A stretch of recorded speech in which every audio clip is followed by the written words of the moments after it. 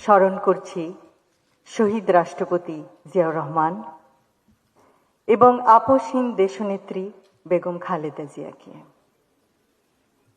আজ পুলিশ নারী কল্যাণ সমিতির আয়োজিত এই অনুষ্ঠানে উপস্থিত থাকতে পেরে আমার খুবই ভালো লাগছে।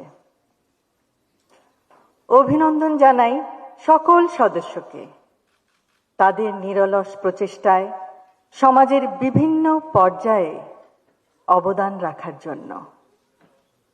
আপনারা আপনাদের কর্মের মাধ্যমে আগামীর প্রজন্মকে সমাজে অবদান রাখার পথ দেখিয়ে দিতে সহায়তা করছেন। অতীত, বর্তমান ও ভবিষ্যতের সামাজিক উন্নয়নের লক্ষ্যে গৃহীত সমাজ সেবামূলক আপনাদের পরিকল্পনাগুলি সমন্বিতভাবে একটি সুন্দর, সুস্থ, মানবিক সমাজ গঠনের ভিত্তি। আমরা সকলে যদি নিজ নিজ ক্ষেত্রে কাঙ্ক্ষিত সমাজ গঠনে অবদান রাখি, তাহলে নিশ্চয়ই সেটি বাস্তবায়ন করা সম্ভব ইনশাআল্লাহ। নারীরা পরিবার ও সামাজিক উন্নয়নের ক্ষেত্রে কেন্দ্রে থেকে স্বাস্থ্য, গ্রামীণ উন্নয়নে অংশ নিতে পারে। কন্যা শিশুদের নিরাপত্তা ও সুন্দর মানবিক বিকাশ নিশ্চিত করার মাধ্যমে প্রতিটি মেয়ে যে ভবিষ্যৎ নিজের জন্য গড়তে চায়, সেই পথে রাষ্ট্র ব্যবস্থা প্রতিবন্ধকতা সৃষ্টির পরিবর্তে তা এগিয়ে নেবে।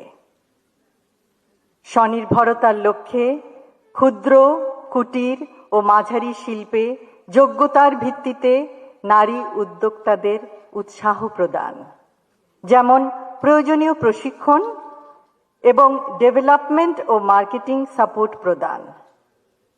ফলে পারিবারিক সচ্ছলতা বৃদ্ধি ও সন্তানদের শিক্ষা এবং দারিদ্র্য বিমোচনের লক্ষ্যমাত্রা অর্জনের পথ সুগম করা সম্ভব হবে।